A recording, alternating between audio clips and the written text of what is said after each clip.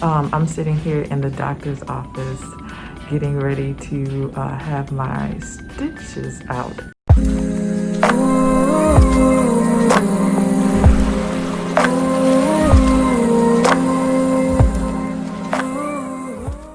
Hello loves, I'm sitting here in the doctor's office getting ready to have my stitches out from the biopsy that I got 2 weeks ago. I came in for a biopsy to determine the cause of the hair thinning and hair loss that I'm experiencing.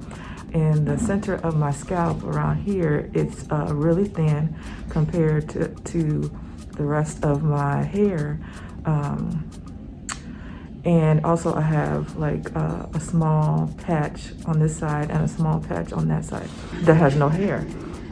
And so it's recovered quite a bit from what I experienced last year. And I think I told you guys about that, but if not, I'll do a story on that too. It's recovered quite a bit, but still it's noticeable to me at least. And so I came in to kind of find out what is going on. I've already had a blood test with the dermatologist and I got that 2 weeks ago.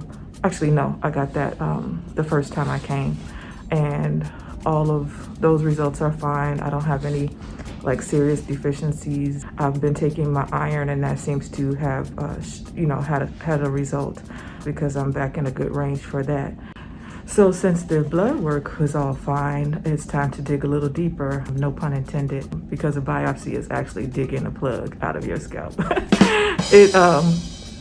She takes about 4 millimeters worth of your scalp as a sample so that they can examine it and see what might be the cause of the hair thinning and the hair loss.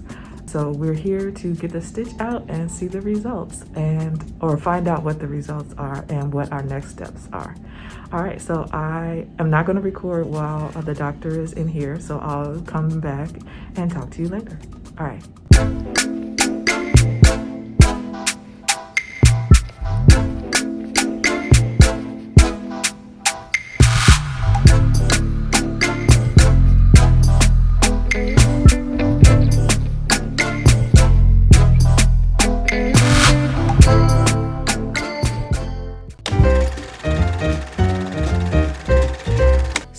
Centrifugal cicatricial alopecia, otherwise known as CCCA, is a common scarring alopecia among African American women.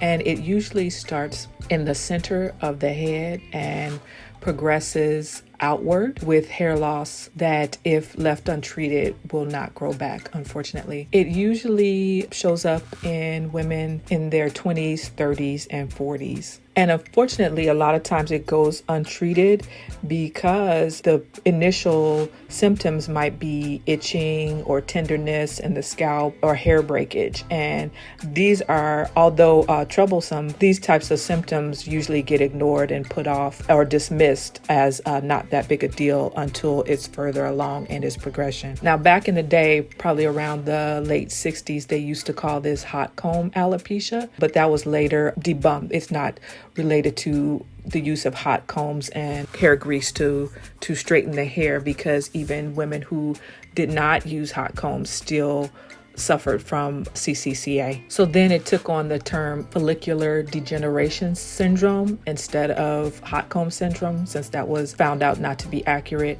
And the more recent term is CCCA. Now, centrifugal cicatricial alopecia is quite a mouthful, so that's why we call it CCCA.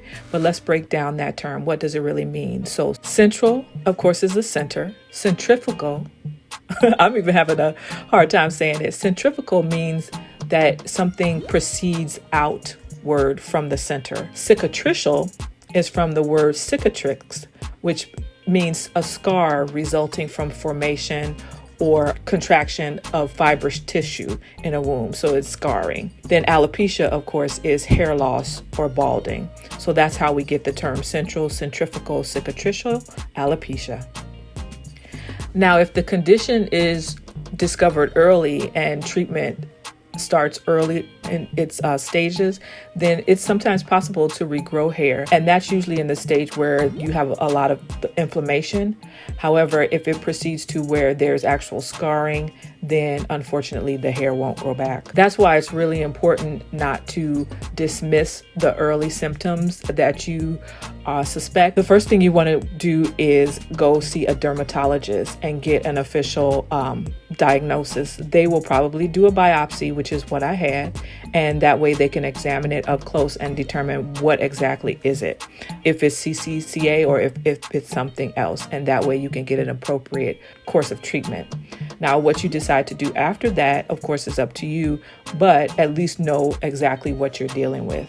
So again, symptoms that might occur, with alopecia, CCCA, or any of the other alopecias in the early stages is usually like burning, tingling. If your scalp is always itchy, if your scalp is tender, you might wash your hair and then within a day or so it's itching again already. If your hair breaks easily, and especially the telltale sign for hair breakage is like your hair is way shorter than the surrounding hairs. It looks off. Or it might be thinning, like it'll grow to a certain point and then it just thins out towards the end. So if you can see through your hair, that might be a sign as well. If you got scalps or flakes from the area where you have hair loss, or if there's swelling or redness, all of these things are signs or symptoms that you should be mindful of and not take lightly.